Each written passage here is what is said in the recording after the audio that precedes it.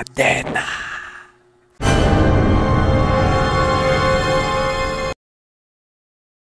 Tunay na lubos ang aming pasasalamat sa inyong walang sawang pakikinig sa aming channel. Ang inyong suporta ay nagbibigay inspirasyon sa amin upang patuloy na magbahagi ng mga storya. Maraming salamat sa inyong tiwala at suporta. Simulan na ang kwento. Ngayong gabi may i-share ako kwento sa inyo, Sir Frey. Ito ang kwento ko na horror mystery dahil medyo madami kami involved dito. That time ito naganap kasagsagan ng ECQ. Buntis ang asawa ng pinsan ko na itago natin sa pangalan Hel. Pangalawa anak na nila ng pinsan ko ang dinadala niya. Katapat lang ng bahay namin ang bahay nila insan. Kaya konting kaluskos madidinig mo, ilang days ko na itong naririnig. Aso na may kadena kasi kumakalansing sa sementong daan namin yung tali niya. Nung una di ko siya pinapansin kasi busy ako sa work ko at ayaw ko pagtuunan ng pansin. Pero ang odd lang kasi every night lang siya lumalabas at pabalik-balik lang siya sa street namin. Pinapakinggan ko talaga siya kasi nabobother ako sa tunog na yon. Pero kinamamayaan mawawala na siya tapos pag umaga hinahanap ko talaga yung aso na yon kasi para naman mapanatag ako. Di ba nga may na-share na ako sa inyo before natuta tapos pinapasok ko pa sa bahay namin nagkataon din na may buntis dito. Kaya I know the feeling na may something. Last night. Around 12 AM bukas pa rin ang pintuan namin kasi gusto ko magmuni-muni muna at basa ng mga post sa FB. Di ako lumalabas sa bahay, baka mamaya matsyempuhan pa ako ng mga pulis na nagroronda. Nagyoyosi ako sa may pintuan, may naririnig ako huni na pamilyar sa mga pandinig pag may umaaligid sa bahay ng isang buntis or inaaswang. Ik-ik. Kaya napasilip ako sa may bubong ng nilazel, walan man ako nakita pero di ko na lang pinansin kasi baka katunog lang ng ibon or anuman hayop sa paligid namin. Tinapos ko lang yung pagyoyosi ko sabay sarado na ulit ng pintuan. Mga 5 minutes lang ang nakakalipas, may naririnig na ako kalansing sa daan. Sa isip-isip ko, andyan na naman itong asong ito. Bakit kaya di siya lumalabas pag umaga? Or dumadaan pagbukas ang bahay namin. Minsan inaabot pa ako ng TWOM na bukas ang bahay kasi sanay na ako kahit di pa panahon ng ECQ. Lagi na lang siya magpaparamdam kung kailan sarado na ang bahay namin at dyan siya mag-start mag-aligi-aligid sa street namin. Back and forth yun bes, kaya kung ikaw din ang makakarinig nun masasabi mo siguro may something. Hanggang sa narinig ko na napaaway siya sa ibang aso na tambay sa labas. Mukhang nakagat siya kasi ang lakas ng kahol niya. Pero di pa rin ako lumabas at nakikiramdam ako sa susunod na mangyayari. Di ko na siya narinig na bumalik. Kaya nagchat ako sa pinsan ko baka sakali gising pa siya, peace. Gising ka pa, 40 minutes last login ni insan. Baka tulog na kasi may pasok siya sa work niya, kaya bukas ko na lang siya kausapin kaninang umaga, nagchat siya sa akin. Tinanong kung bakit ako sa kanya ng ganun oras, JB. Way bakit nagchat ka? Wala ka ba nararamdaman or nakikita tuwing gabi, JB, ha? Anong ibig sabihin, di ba buntis si Zel? Alam mo naman ang mga pamahiin natin, di ba? Din man masama maniwala, pero alam mo naman kung ano nangyari kila at Marif dati, di ba? Di sila naniwala sa babala ng albularyo. JB, aho nga. May pangontra si Zel dyan langis, saka naglalagay kami ng asin sa bintana. Pero nung nakaraan nga may sumisitsit sa may bintana namin. Nagising ako nun. Tinignan ko pero wala naman ako nakita. 3:00 ng madaling araw na yon, Di mo ba naririnig yung aso na may tali ng kadena? Kumakalansing on tuwing gabi. Around 1 AM on. 3 to 4 AM na kasi ako natutulog kaya naririnig ko siya every night. Dito yan palagi umaaligid sa kali natin. Di lang ako lumalabas kasi mamaya pangkaraniwang aso lang. Pero nakakapagtaka lang kasi kung alagang aso yon, dapat nakatali or kulong lang yon. JB, Hayaan mo sabihan ko si Zel na magingat at magdagdag ng proteksyon, mamaya gabi titignan ko na ang itsura ng aso na yan. Na-curious na ako kung ano ang itsura At nung araw na rin na yon nakaredy na nga ako makita ang bisita ni Zel. Nung sumunod na gabi, naghanda na talaga ako para malaman ko na once and for all kung ano itsura ng asong yan na ali-aligid sa street namin every night. Nag-soundtrip ako habang ginagawa ko yung report para di na ako matambakan sa mga susunod na araw. Mga 1 days, lumabas ako para magtingin-tingin baka andyan lang siya sa tabi-tabi. Wala man ako nakita kaya pumasok na lang ulit ako. Sa isip-isip ko, baka di pa siya lumalabas kasi bukas pa yung bahay min. Sinara ko na yung pinto sa pag-akala na dadaan suya. Ganun naman kasi eksena niya palagi, pag bukas ang bahay namin di siya daan, pag nagsarado na kami ng pintuan kinamamayaan andyan na siya. Maglalakad at kumakalansing ang kadena niya sa tingin ko maliit lang. Lumipas ang 1, 2 at hanggang abutin na ako ng alas 4 ng madaling araw di siya dumaan. So epic failed ako mga plano ko. Doon na ako nag-decide na napaparanoid lang ako sa asong yan. Kaya ang plan ko i-share na lang sa inyo yung resulta ng pag-abang ko sa aso na yan last night. But the following night di lang pala ako ang nakakarinig ng sinasabi ko, since di ko na siya narinig last night. Inaalis ko sa isipan ko yung suspets ako na pangkaraniwang aso lang yung umaaligid sa street namin, kaya na-relax na ako ulit at di na nabobother kung saano man. Nilaan ko yung oras ko sa panood ng movies at pag-Facebook. Bukas pa rin yung pintuan namin kaya after ko na mag-toothbrush, silip muna sa magkabilang street namin, pasok ulit sa loob at sinara ko na yung pintuan. Makalipas lang ang ilang minuto, narinig ko na ulit ang kalansing ng tali niya. Na-freeze ako sa kinaupuan ko, di ko alam kung anong gagawin ko. This time ang weird ng lakad niya. Malumanay at napastop siya sa may bintana kung saan natutulog si Lazelle. Puta, nasan na yung tapang ko? Aminado ako guys na unahan ako ng takot nung oras na yon. Dali-dali ako nagpunta sa kusina para kunin ang lagayan ng asin. Naisin ko man lumabas pero di ko na nagawa. Ang daming pumapasok sa isip ko that time. Narinig ko umalis na siya sa may tapat ng bintana ni Lazelle, ino-open ko na yung phone ko at i-chat ko sila Na lumabas kasi andyan na yung sinasabi ko. Pero ang putya last login 5 hours ago, so chat ko rin si Maris, kapatid ni Ganun din last login 3 ago. Nalalamig na ang katawan ko sa tension. Sabayan pa ng mga mapusang nagginyaw-yaw sa kalye namin. Naghanap ako sa messenger kung sino pa online at nakita ko naka-online si John. Kapitbahay ko lang siya. At halos di pa lang ang agwat ng bahay nila sa bahay namin. Chinat ko na siya, John. Gising ka pa, John. Bakit wala ka ba naririnig na asong gumagala every night dito? Parang may tali na kadena pero maliit lang siya kung pagbabasehan mo yung tunog niya, John, Lou. Naririnig mo din pala yun? Akala ko ako lang.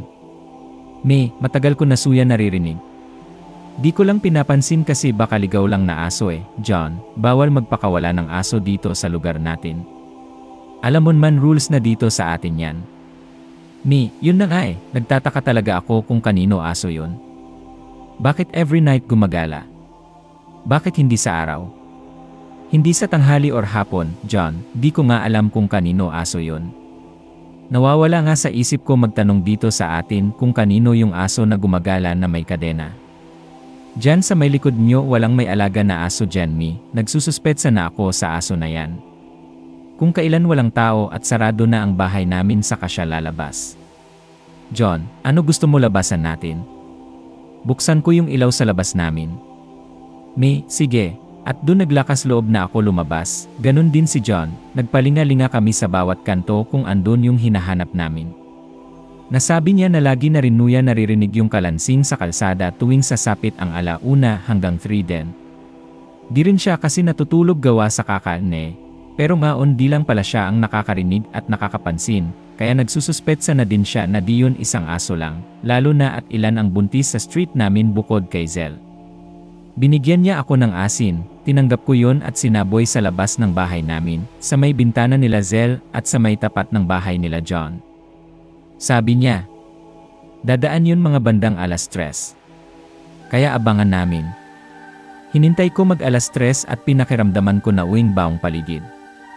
Wala na ako narinig na kalansing kaya mga bandang 4:00 natulog na ako. Pag-usapan na lang namin mamaya yung dapat gawin para maproteksyonan si Zelle at ang dinadala nito. Kinaumagahan na pag-usapan namin ang nangyari kagabi kaharap na si John. Doon na nila napagtanto na may bisita nga sila every night. Dahil nung una ay di nila pinapansin ang babala ng mga nakakatanda sa amin.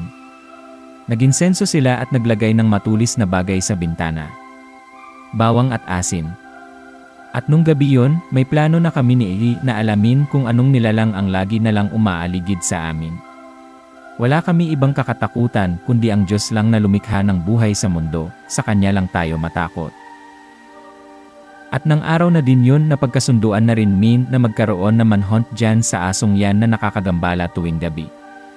Ang setup, ako ang mag-aantay sa aso na dadaan at pag andyan na ipon ko sila John at Ivy para itali at ilagay dun sa may plaza namin at ipaklaim sa kung sino man may-ari kung magkataon nga na pangkaraniwan aso lang siya. At pagmultahin ang may-ari kasi isa sa community rules namin na bawal magpakawala ng aso. Kinagabihan nakaredy na ako abangan ang aso na yan. May asin at butot pag pinahiram sa akin ni Tito. Sila igin man may asin, bawang, at matulis na bagay sa bintana nila, all set na kami. Bandang alauna sinarado ko na ang pintuan para bantayan ang kanyang paglabas. Makalipas ang 1 oras, di ko siya narinig na dumaan. Pero sa bubong namin narinig ko ang paggulong ng bato, di kon man kung ano dahilan nun pero di kon man pinansin pero huli ko na lang nalaman na isa pala palatandaan na nagmamatsyag din sila. Hanggang sa sumapit ang 3:00 di namin narinig ang pagdaan niya. Sinabihan na lang ako ni Eli na magpahinga at darating din ang araw makikita niya lumipas ang 1 araw at di na dumadaan ang aso na may kadena na yon. Pero di ibig sabihin nun suko na kami sa pag-antay sa kanya. Since kasagsagan ng isili nun konti lang ang makikita mo nasa labas. Kung may makikita ka man yung mga frontliners lang at mga head of families na pwede lumabas. Kapansin-pansin ang pagdaan ng isang dayo sa amin nagtitinda ng mga pangontra at yung may dala ng langis na nakalagay sa botelya na may ahas. Minsan ko na rin suya nakikita parang twice in month lang suya kung bumisita sa amin para mag-alok nun. Lagi niya nababati si Zel at minsan nag-alok ito ng pangotra sa kanya na di naman niya pinaunlakan kasi may sarili din siya pangotra na dala galing sa Zamboanga. Nahuli niya na rin ito pinagmamasdan ang kanya tiyan. Pero umaalis na lang siya at pumapasok sa loob ng bahay. Basta pag siya ang dumadaan sa amin may naamoy ako kakaiba sa kanya. Parang malansa. Basta yan ang naamoy ko sa kanya, gawa siguro sa tinitinda niya but ang weird kasi. Kinagabihan, napatambay ako sa labas ng bahay at nagsindi ng yosi. Medyo maaga pa naman yun mga bandang 11:00 kasi natatapos ako sa report ko kadalasan 12:00 na pasado.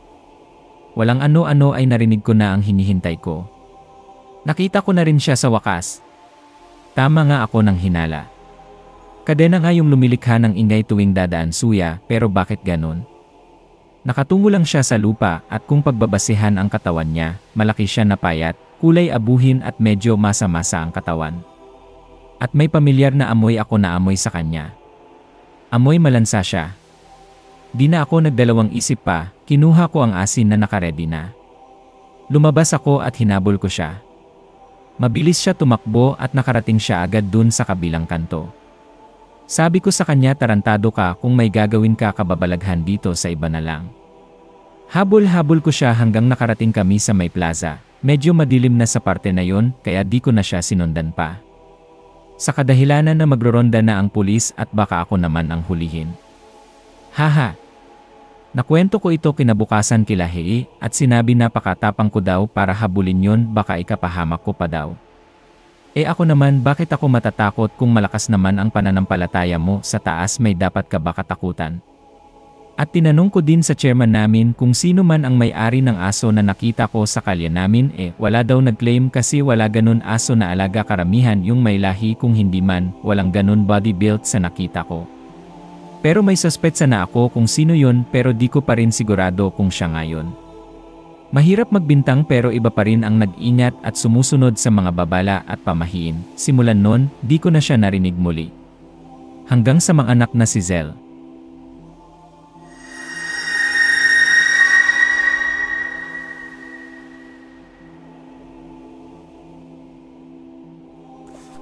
Babala kay Tita Maripe.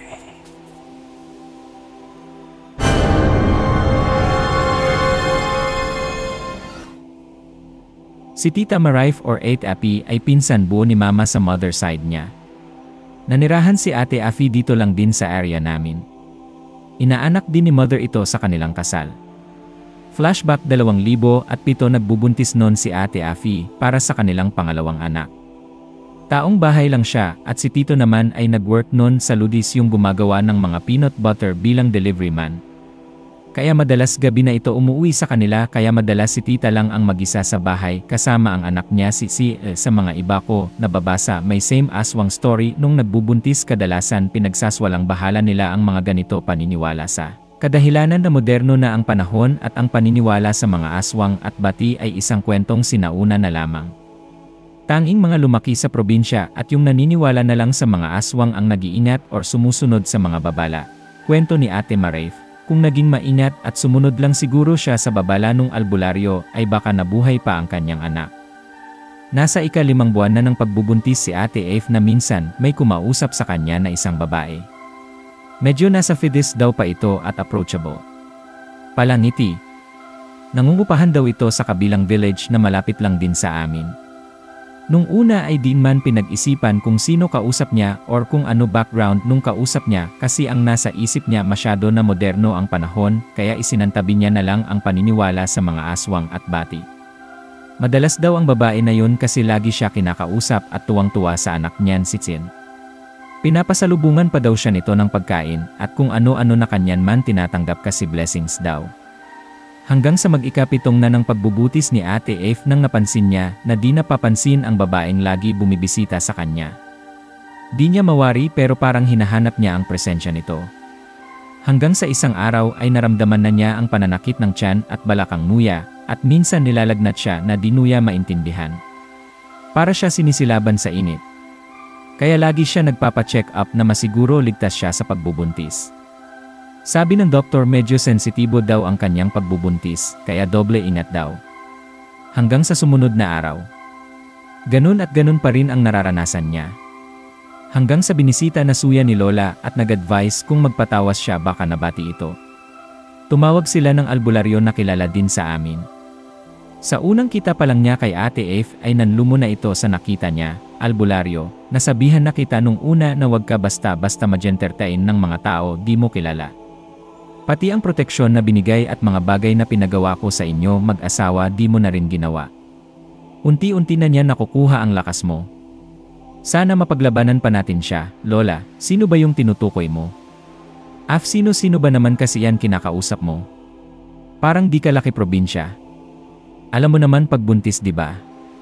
Kailangan magingat sa mga tao nakakausap, nagsagawa na ng pagtawas ang albularyo at doon ay limitaw ang figura ng isang babae base sa kanya.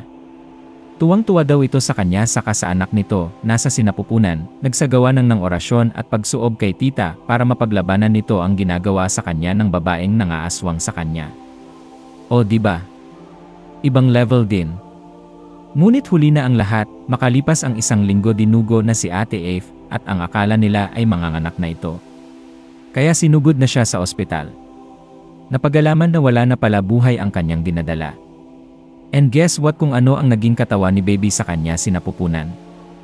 Gutay-gutay ang laman loob nito na talaga namin kinagulat nila lahat. Halos manlumo na lang sila Tita Afre at Tito sa sinapit ng bata. At dun bumuhos ang galit nila sa gumawa nito. Nagpatulong sila sa albularyo para bumalik ang ginawa nito. May ritual din sila ginawa. Nag-alay sila ng buhay na manok at pinatak ang dugo nito sa bahay nila at dinasalan yun ng Latin. Di ko alam kung para saan yun pero sabi balik-bati daw yun sa gumawa nun. Sa ngaon okay na si Ate Afe pero ang makalipas lang ang ilang taon, nagkahiwalay na rin sila ni Tito at may kanya-kanya na silang buhay at bagong pamilya. Naway maging aral sana ito lalo na sa mga buntis or kung hindi man. Naway maging aware na lang tayo sa mga bagay at tao na makakasalamuhan natin para di natin ito ikapahamak. Ang pagsunod sa mga babala at pamahiin ay kailanman ay di kawalan. Salamat sa pakikinig hanggang dito na lang po.